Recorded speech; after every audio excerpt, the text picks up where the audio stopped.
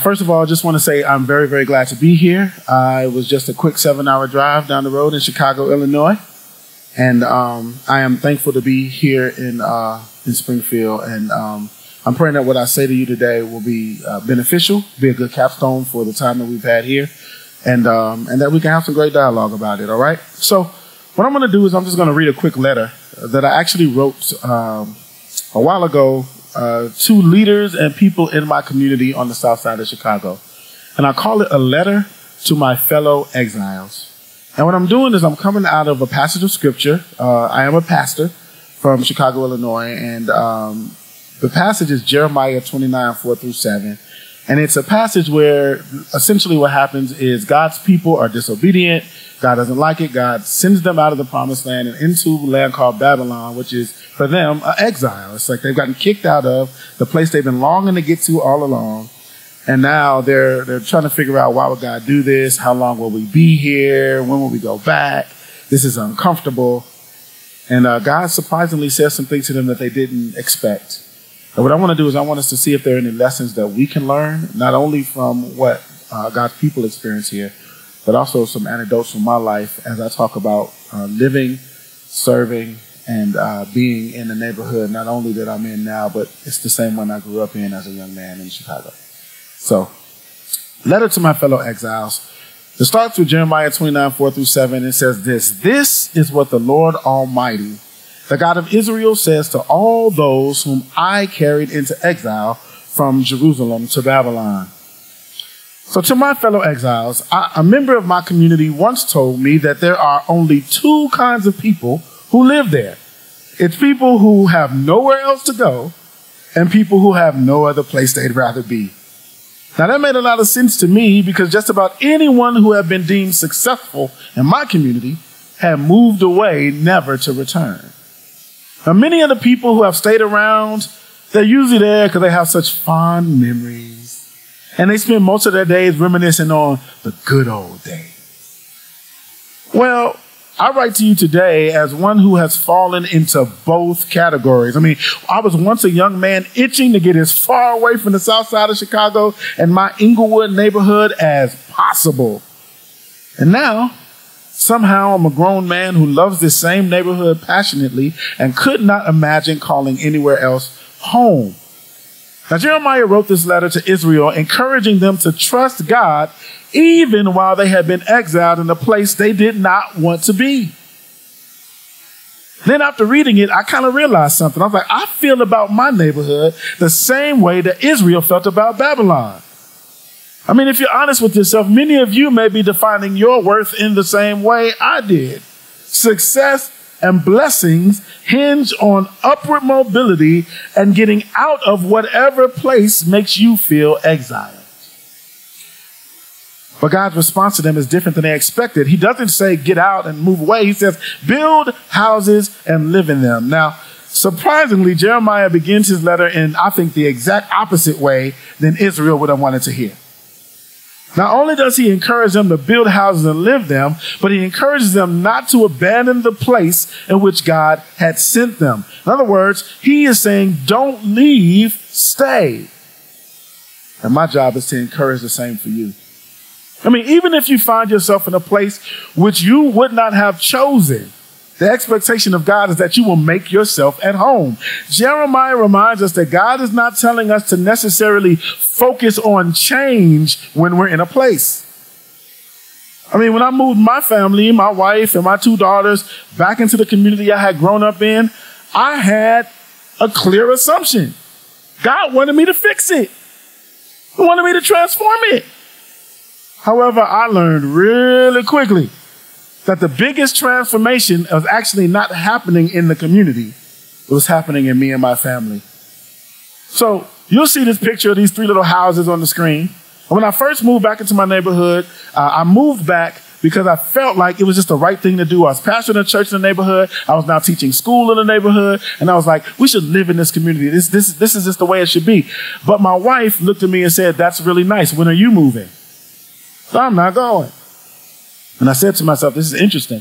So we moved into this little house in the middle. And the only reason we moved is because we had a small apartment On the other side of town, we have 2 kids, my wife, we had this small apartment, 3 floors up. You know, you couldn't find a parking space in the wintertime. It was terrible. So I said, I could find you a house that may even be cheaper because of the neighborhood we're going to. So I blindfolded her, drove across town, took the blindfold off and said, voila, this could all be yours with the privacy fence in the back and the 2-car garage and the beautiful bay window in the front window and all of the beautiful amenities if you'll come with me to Inglewood.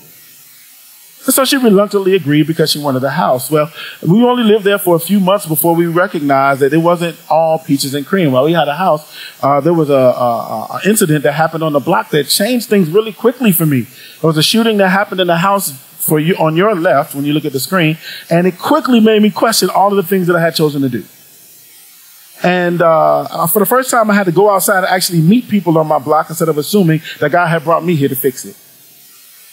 When I got outside, I found out that the lady who's on your right, my left, that house, she knew my whole family. She knew my schedule. She knew my name. She knew my children's name. Matter of fact, she said, you teach school Monday, Tuesday, Thursday, Friday. You get home around 4:30. I know you usually doing homework with the girls. Wednesday, you have Bible study at your church. You don't get home till 7:30. Are you guys, she knew her whole life. And I was like, and your name is?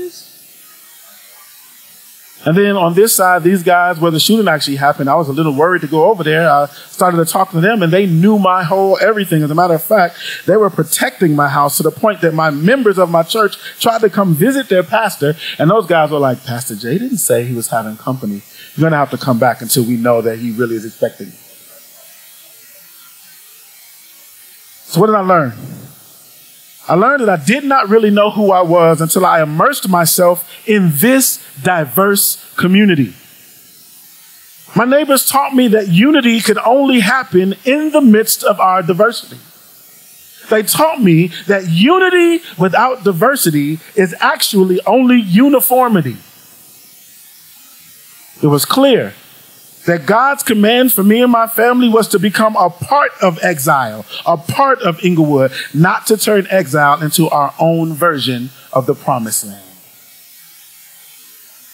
Now, the next command after build houses and live in them was an interesting one. Now, don't just live there, plant gardens and eat what they produce. Now, this one was interesting for me because my community was comprised of about 60 square miles.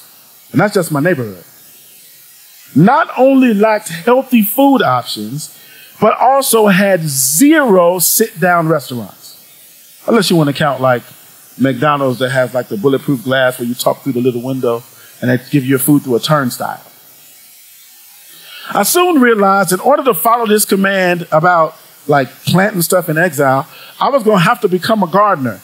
Now, can I confess some things? Gardening is not my thing. The only time I've ever grown anything, I think in kindergarten maybe, we put like little plants in solo cups with little soil and we had to put them in the window and see who's grown. And mine didn't even grow then. But what I did realize was if I had no healthy food options, there were only so many bags of those Cheetos, flaming hot Cheetos that I could eat and those little hug juices that are in the barrels that actually have no juice in them. They're like water, food coloring, and acid. There was only so much of that I could eat before that would be a problem. And so I had to take command over what food was available in our community. This meant rather than eating only what was being produced, we had to plant our own gardens. And what I found is that there were people already doing this. So along with our neighbors, our church sat down and thought, what could we do? So we started taking the produce was there and we began the 5 Loaves Co-op, which meets weekly at our church. We pull all of our financial resources together. We volunteer our time. We bring healthy food options to the community and shop together at the church. Also, a group of residents partnered together with our church to open our first sit-down restaurant, the Kusanya Cafe, a not-for-profit coffee shop in the community whose purpose is to serve as a gathering space. Kusanya is a Swahili word that means to gather together. In this space, we not only have healthy food options, but we have space for residents of all walks of life to gather together. Initiatives like this eventually led to the opening of the first full-scale organic grocery store in our neighborhood in decades. When Whole Foods initially moved in our neighborhood, the rest of the city screamed, gentrification, gentrification. And some folks in the neighborhood too. However, what most people didn't know was that leaders and residents in our community had been planting gardens and were meeting, having community meetings, and were well aware of Whole Foods entering our community. So much so that dozens of community meetings were planned in which we decided the floor plan, the decor, demanded local vendors' products be sold, selected Whole Foods community engagement personnel, and negotiated the lowering of their prices to represent the economic demographics of our community. But the best part, when it opened in September of 2017, it opened in grand Inglewood style, with a barbecue in the parking lot. Hey, we had local vendors selling their products and lots of line dancing. You know, we were just getting it in. It was beautiful because this was our store. The mayor came and cut the ribbon and we're like, that's good. When you're done, we'll start the actual opening. None of this happened necessarily because of our church, I'll be honest. However, also none of it happened without our church. This is what it means to plant gardens, to be involved in the process of what's being grown. For churches especially, we need to hear it does not necessarily mean you lead it. For not-for-profits, it doesn't mean you lead it. For elected officials, it doesn't mean you lead it. It means you're a part of the process. Why? Also, this is why we must build houses in exile and live in them, because until the injustices and issues directly affect us, we will never take action or think we need to be involved in what's produced in our communities. Like I said before, none of these initiatives happened because of the church, and they didn't happen without the church. So what is our part? We don't build commercial buildings or have our own garden, but we are involved in making sure residents know how to eat what's produced. You do know nobody's going to eat what they can't cook. So we hosted Cooking Matters classes, learning together how to eat healthy on a budget. Yeah, that's me in the gray sweatshirt. And I'll tell you, I cannot cook. But I was in class. Now, if I'm honest, the next part of Jeremiah's letter troubled me. It says, Mary, have sons and daughters. Find wives for your daughters, sons, and give your daughters in marriage so that they too may have sons and daughters. Increase in number there. Do not decrease. Now, I struggled with this part right here. Take wives, have sons and daughters. Check. I did that part. Take wives for your sons and give your daughters in marriage. Hold up. That they may bear sons and daughters, multiply there, and do not decrease. I said, hold up, God. Hold on, Jeremiah. I was with you all the way up to this point until you start talking about my kids. I mean, look at those beautiful girls. Aren't they beautiful? Love my babies. That's Jasmine and Jade. I have 2 daughters. And I asked God, so you're saying you want us to multiply here? Like my grandkids should live here. Multiply here and do not decrease. I said, God, look out the window. Have you seen the choices out there? I mean, I peered out my window and I saw a group of young people on the corner standing in front of a liquor store. And I said rather arrogantly to God, God, you want me to give my girls to one of them? Cried to my wife about how unfair this was. She smiled and reminded me in only the way Michelle Brooks can. She said, stupid, you are from Inglewood.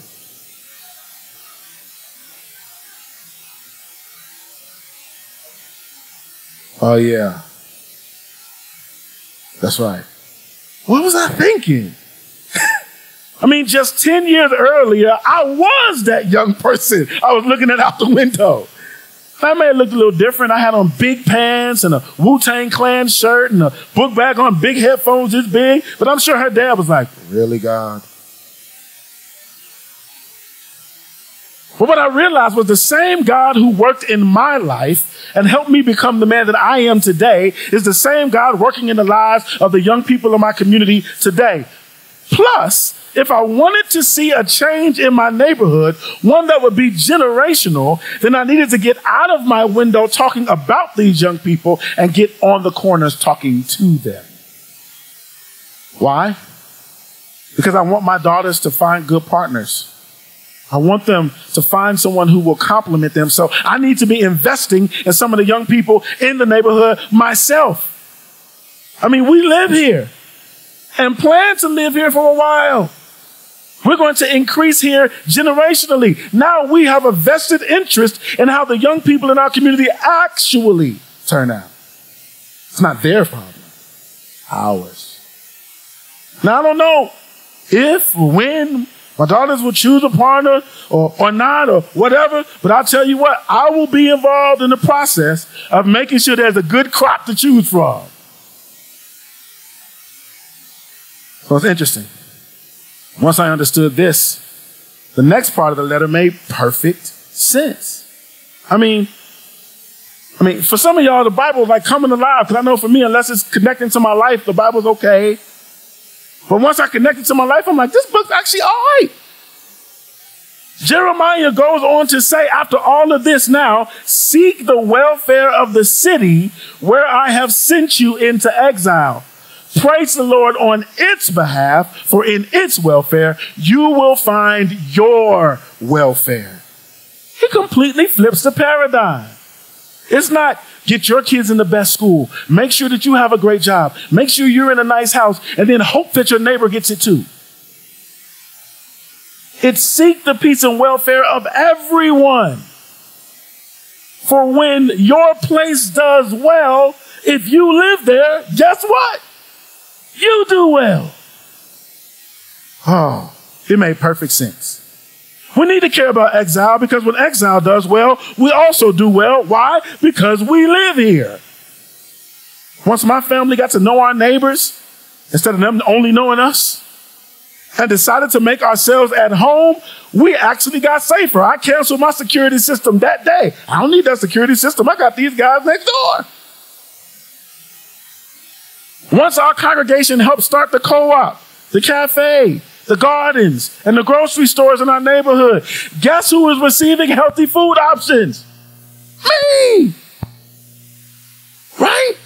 Now that I recognize my responsibility to the young people in my community, I benefit from their creativity, their joy, and their hopefulness. And for the first time, I get to see the product of investing in my neighborhood myself. Y'all, when one suffers, we all suffer.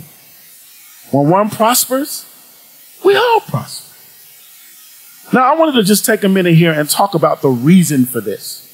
See, preachers don't often talk about the reason that I think God sends us down the avenues that God does. It's this reason.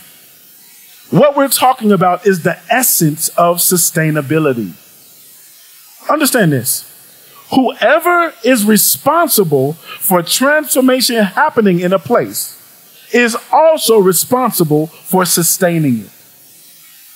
So if your not-for-profit comes in and builds housing and causes change and drops in food pantries and does all the great things that us not-for-profits and churches love to do, be prepared to sustain it. Because now the people are expecting to come to your thing that you provide for us. But God says, no. You seek the peace and welfare of the place you live in. Why? Because now sustainability is on the very people it benefits. Sustainability is the question. We wonder why we get tired. We wonder why we can't get volunteers. We wonder why we're always stretching and trying to raise more funds. Because the people with the problem are the people with the solutions. We should be trying to work ourselves out of jobs by allowing people who are most affected by the situation to be the ones with the solutions and the ones sustaining those solutions. My community is growing because my community is changing its own narrative. This is a perfect example. The billboards you see on the screen are from something called the Inglewood Rising campaign. What we did as a community is we pulled all of our resources together. We put rubbed nickels, dimes, dollars, whatever we had together as a community, in a community that is known as a food desert and a place of high poverty in Chicago. We pulled all of our resources together. We did fundraisers. We did baked cakes, did whatever we could do, and we purchased billboards in our own neighborhoods, so that the narrative of violence and poverty and all the things that the media wants to portray, we could combat inside of our community on our own. There is love in Inglewood. We love Inglewood. And let me tell you, when Jeremiah 29:7 came alive for me, it came alive for me on my birthday, November 9th, 2017. Because I woke up to a text message that said, Pastor Jay, we love you. Look whose smiling face we see on 56th and Halsted. And that big, beautiful purple billboard with my face on it was on my phone in a text message, and my mouth dropped to the floor. While I had been a part of helping us put together the campaign, and I was a part as a resident of raising money, all the different things, I had no clue what images they were going to use. I had no clue what we were going to put on the billboards, but they thought enough of me. This guy who just 20 years earlier was running as fast as possible from this place. So not only was Inglewood becoming better, but Inglewood was helping me become better. Oh, Jeremiah 29:7 jumped off the page. Seek the peace and welfare of the city where I have sent you into exile. Pray to the Lord on his behalf, for in its welfare you will find your welfare. See that little baseball picture to the right of me there? The young lady on the right, that's my daughter. And I took her to look at the billboard, and I said, baby, you on a billboard on Ashland. And she looked at me and she said, Daddy, I'm so tired of the kids in my school always talking about my neighborhood, saying, ooh, you from a bad place. She said, well, maybe now they can see the same thing we see. Multiply there and do not decrease. Scripture came alive because I was seeking the peace and welfare of the place where I have been sent. Even though for me, for many years, it was exile. I didn't want to be there. But God changed everything for me. So now, to be honest, this letter puts at the center of our concerns where God is leading us, or where our passions are leading us. Which means, my fellow exiles, there are no God-forsaken places. As a pastor, I think it's just church-forsaken. But maybe you're not as much of a person of faith as me. So maybe it's resident-forsaken, or elected official-forsaken, or educationally forsaken, or arts forsaken. You fill in the blank however you want to. Either way, God is there.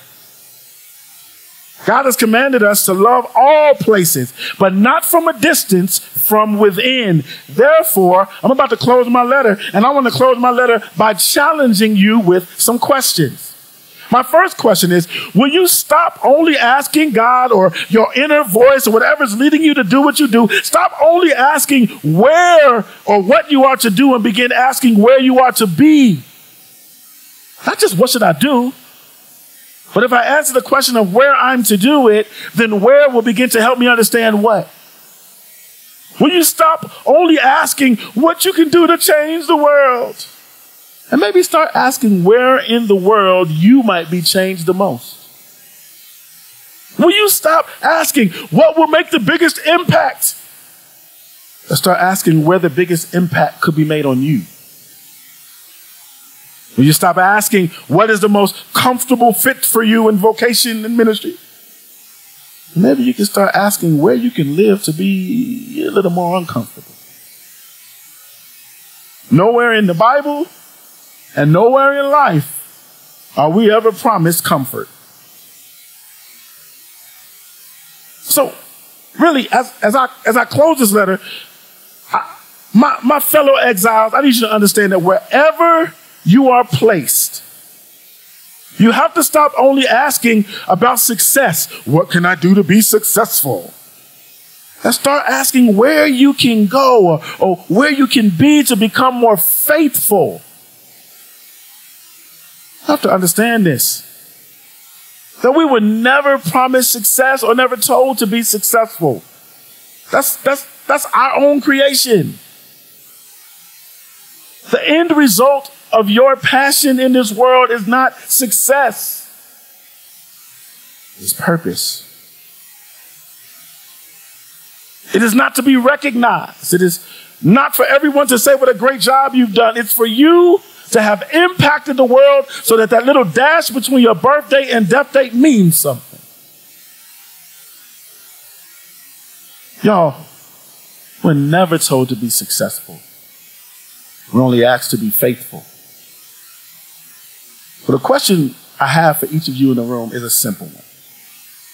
Whether you are a person of faith or not, if you are in the community, the question is, can you be faithful to the place where you have been placed, even if the only thing changing is you? You know what's funny? Been working in my neighborhood for almost 20 years now. And if you come to Chicago and try to take a Lyft or Uber to come to my neighborhood, the driver's going to say, "You sure?" If you look at the news media, if you Google Inglewood, Chicago right now, the narrative will still be one of violence and poverty and pain. 20 years. Am I supposed to believe that God's not changing anything? Am I supposed to believe that transformation is impossible? Oh, no, no, no, no, my friends. Because this same young man who was itching to get out of there, when I look at my life, and the fact that you could never say anything negative about my neighborhood and not have me combat it with the positive. The fact that the place I was running to get from is a place I long to dwell and raise my family in. The place that I always looked at as a place to escape is now a place to invest. I seek the peace and welfare of this place that I long considered exile, and now my welfare is bound up in its welfare. Oh, there's been some transformation. But while the rest of the city may not see it, my welfare has been increased. So I say to each of you, can you be faithful when the only thing changing may be you? As I close and I sign off, I say to you, when we do the work of falling in love with our places, we find something besides issues, religion, and race, or any other classification we try to break ourselves in. We find something else to be unified around. Right? We have conversations about diversity because we're trying to find something to unify around. What if we fell in love with our place? We said we all live here. Let's figure out how to make this place a place that all will flourish. So I sign off saying simply, diversity is a reality. God's created us diverse. But until we fall in love with our places, inclusion will continue to be the choice that we don't make. I live in a neighborhood that's not super racially diverse, but is one of the most diverse places I've ever lived in, because I've recognized that everyone has value. So I'm signing off with my little letter, saying grace and peace to each and every one of you. And please know, whether Chicago or Springfield, Missouri, we are fellow exiles. Signing off, your fellow exile, Pastor Jonathan Brooks.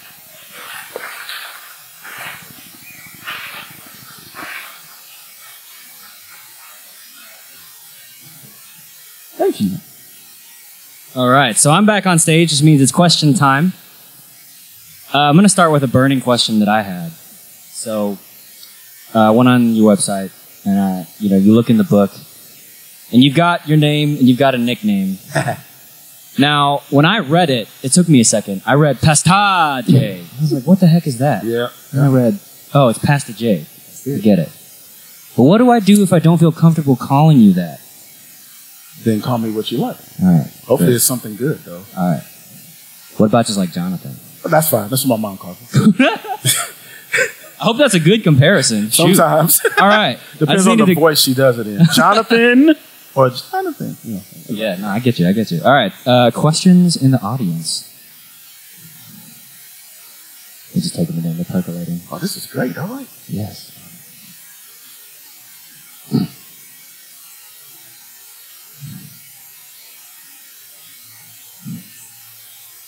Has your wife adjusted to living in Inglewood? Yes, great question. Thank you very much. Yes, she has. As a matter of fact, she's changed careers. When we first moved into the neighborhood, she was in marketing and advertising. And this narrative of Jeremiah 29 has so impacted our life that my wife now is the director of urban agriculture for the city of Chicago. So she oversees all all open lands, gardening, makes rules and regulations for our city around growing and everything, because she fell in love with her hands in the soil. And it was the gardens and finding them in our own neighborhood when we started saying, we can't just keep escaping out of here and going to the grocery store because we can. What does it look like to be a part of changing the narrative here? So, yes, she has. As a matter of fact, she would agree with me that it was the best decision we ever made. However, there are some other things that took some time for her to adjust to. I think more of them were inside the church than more in the community. So, but that's a whole other conversation. Jonathan, earlier we were talking about food pantry co-ops. Yes, ma'am. And so this morning we were discussing our food pantry here and how that is our next step that we very much desire. Will you talk about how your food pantry did that and what they do right now? Yeah, absolutely. So I'll tell you, when I first walked in, I mean, I'm a lover of church in all its forms. So I'm always looking at space, and I have an architecture degree too, so that's another big thing for me. But what caught my eye most was the food pantry. I walked in and I was just like mesmerized. Why? Because it reminded me of my co-op. It's like a grocery store. So I asked, is this a store or a co-op? And the response was both, right? Which to me is an important factor for people to recognize. You notice I talked about not only sustainability, I talked about sustainability here, but the inherent dignity of people. And so the transition from a food pantry to a co-op is on a continuum, in my understanding. Like, where we go from this idea of an individual act that will help an individual person, right, to actually recognizing what it looks like to empower someone to begin to make a decision that will improve the actual nature of their life. So food pantries are great. They're not bad, right? But in their traditional form, they are supposed to be a stopgap. People are not supposed to become dependent on your food pantry. You're supposed to be a stopgap until they're able to get themselves on their feet and find a way to be able to provide for themselves. Let's just be honest. Nobody wants to have to take your food, right? People may fall into a mindset of liking it, but that's not the way. No one as a kid grew up and said, I want to make sure that I have to go beg for food. That's what I want to do when I grow up. That's not the mindset that we have. That's not a human nature, right? So how do we make these situations that are stopgaps, that are individual moments for people to do better, into more empowering spaces? Well, they've got it, right? You don't come in and stand outside in the cold until we let you in, and then we say, here, here's some beans, here's some rice, and then you leave out. Like, how was that hospitable? Or, like, how did it look like it was trying to empower you at all? Well, what does it look like when you walk into a space and they say, shop? Even if you're not paying for it, you're choosing. It's empowering. But how do we get it to the next level? Because still, what people want to be able to do is to take care of themselves in an interdependent way, right? Not an independent, I don't need you way, but in a way where we take care of one another. That's how we move to our co-op model. So our co-op model is all about interdependence. We do not charge enough money to actually be able to fund the co-op in and of itself. So we have to help people understand that you have more to offer than just your money. We need your volunteer to help us clean up and set up. We need you to be a marketer and tell other people about the co-op, right? Because the more people we have, the more things we can purchase with their, because ours is $1 a week. So if we get 50 people, now we've got $50 extra to go purchase from local gardens and from the grocery store and all the different things that we may not be able to do individually. It's been amazing to watch how it's been so sustainable. And here's what I'll tell you. about the number one sustainable thing about it is that people begin to realize that even if I get to a point to where this model, this co-op or this food pantry is not necessary for me and my family, I still want to be involved because there's so much more to this than just what it provided for me. I get relationships. I get to meet new people. I get the opportunity to give my gifts and to receive gifts from others. So we have tons of people who still come to the co-op, but not because they need the food, but because they need the community. Like, how do we build spaces where people just want to be present? That's what our cafe is about. Food's good. Coffee's good. Yeah, it is. But more than anything, the community is excellent. All right? So when I talk about like this model, what I saw right away was a place that was an empowering community gathering space in Springfield. And that to me is kingdom. That to me is what God is after. And I think what the church should be after and any not-for-profit that's trying to be about community. All right? So that's our process and how we got there.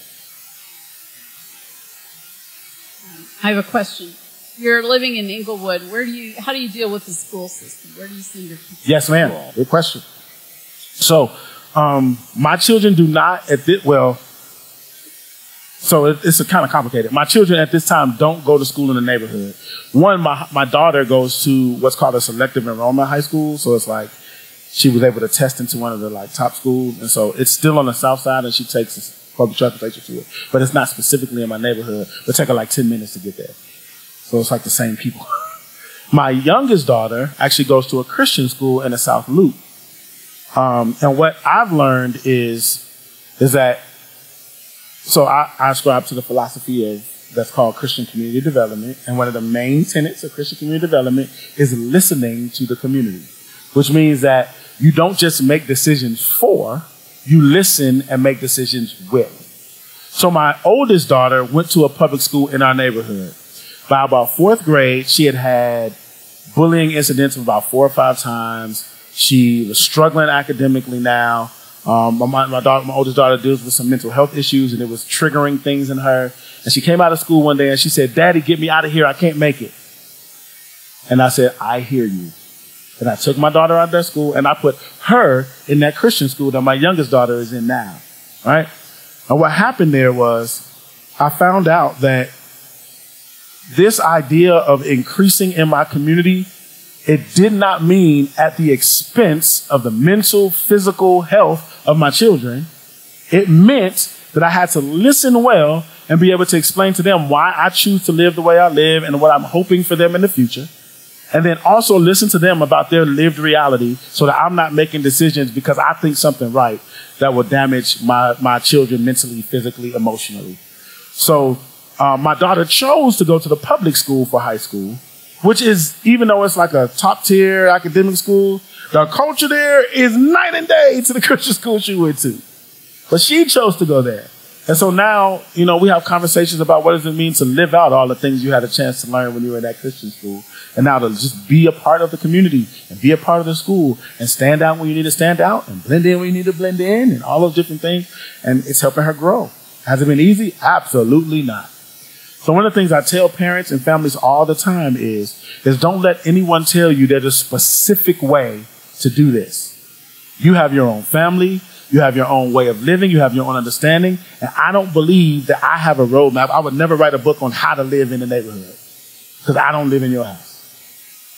But what I would say is this is my experience. And I still believe even if you make different decisions than I would, because I know plenty of folks who live in the same philosophy and have their kids in the neighborhood school. Both of us have the same end in mind, the communal flourishing of our community. And if I'm not going to have my daughter in those schools, I'm going to be a part of the local school council. I'm going to be volunteering there because I want every kid in the community to have the same opportunities as my daughter. So that's the way I handle it. Who was that? There was somebody over here who had a question.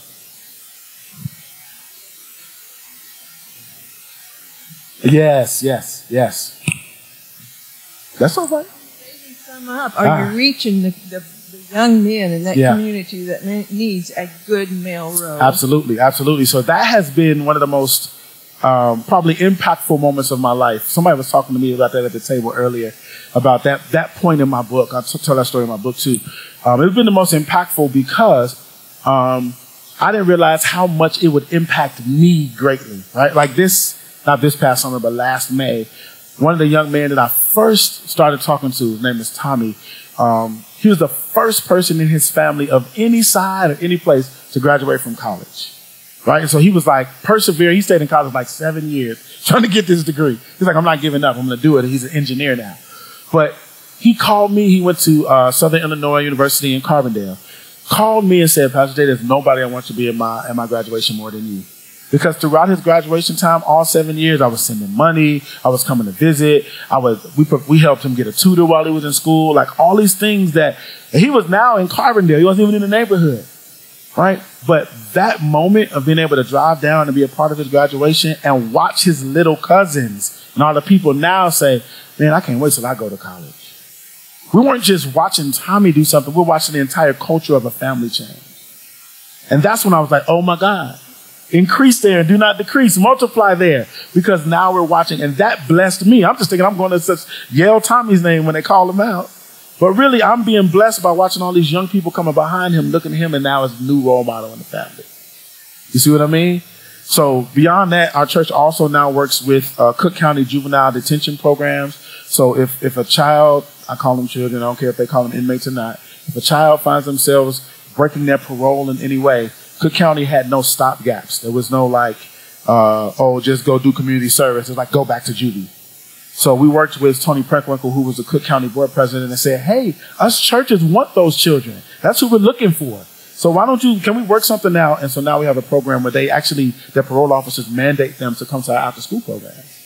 Right? So I got all these young kids in my neighborhood, gang bangers, drug dealers, whatever you want to call them, who are now a part of the after school program. Right? And so they're surrounded by other kids who have aspirations of college, playing basketball, everything. And the kids don't. They don't come in here going, oh, you here because you got mandated. They're just like, oh, you're part of the program. And it's been amazing to watch. So there have been tons of opportunities, and it takes your life down a different trajectory. There have been kids that I got to go to their college graduation. Some I've had to do funerals over. Others I've had to visit in prison. Some we've had to do baby showers for. Like, you just follow kids wherever life takes them. Because that's what it means to increase there and not decrease. Yep. I have a question for you. Right here. How are you? Okay, 2 questions. The first one is obviously the most important. Can you let us know how to get a Whole Foods in our community? I actually could. Well, yes That's real and talk. no. And the reason why I say no is because Whole Foods changed management. So it used to be privately owned. I knew the CEO. I had a phone number, Walter Robb, because of all the times he came back and forth to Inglewood. And he was always looking for new communities, but they got bought out by Amazon. So I don't know, because I was really worried that it was going to change the interaction in our neighborhood. It hasn't at this point.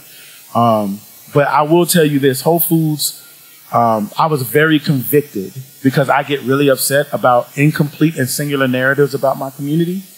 And I had an incomplete and singular narrative about Whole Foods.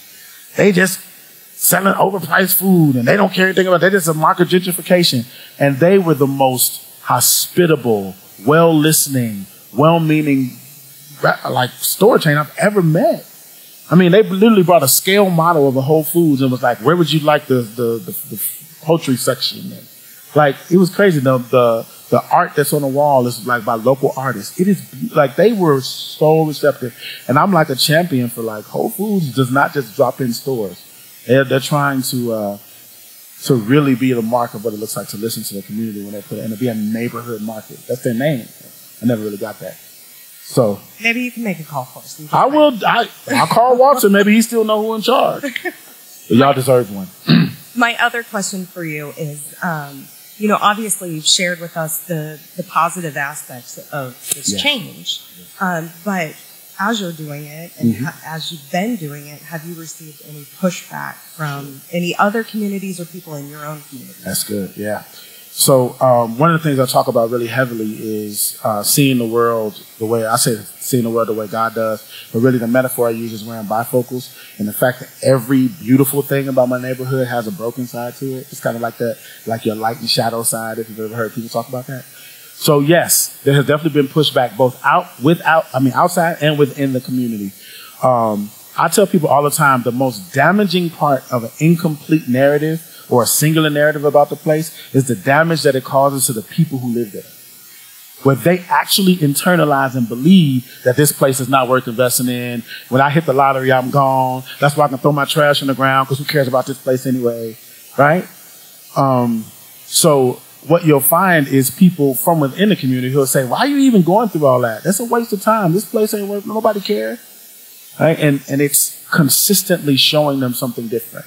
Consistently saying, but didn't you see the art fair that we just had? Why would you believe the narrative in the newspaper that it's only a place of degradation and pain when we just had a great event on the same day that they were reporting on? So that has been really difficult. Some of the biggest naysayers and folks that you'll see rebutting things are people from the neighborhood they've just lost hope. And so in my opinion, it's not about changing their mind. It's about continuing the work you're doing and allowing the work to speak loud. As far as outside of the neighborhood, I don't know how it works, but I live in Chicago, which got its name Windy City, not because of the winds, but because of windbag politicians. And the truth of the matter is a lot of the initiatives that we've tried to do as a community have gotten lots of pushback from local officials because they want credit. Not only do they want credit, but they also want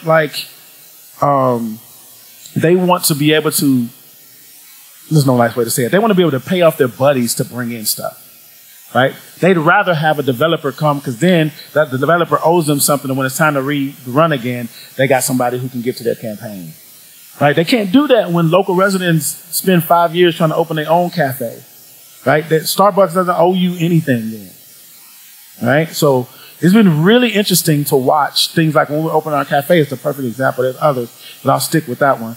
I told you it took 5 years from vision to open for a cafe because every time we found a space that we thought was viable, something magical would happen where either the owner no longer wanted to build it out or they no longer wanted to sell it or there were too many violations. They started getting ticketed by the city. Happened 5 times. When we finally found a space, we were going to rent it out. The owner said that all of a sudden the city started calling him and harassing him about not having certain things. We said, we'll buy the building from you and we'll take the grunt of that. So we ended up having to raise twice as much money as we did at the beginning, which is why it took 5 years, to buy the entire building. Once we started construction, little things like this would happen.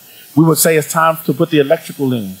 ComEd will come out, Commonwealth Edison, they would put in an electrical box, and then we would put an electrical box, have an electrician put in, then Commonwealth Edison will come to inspect it.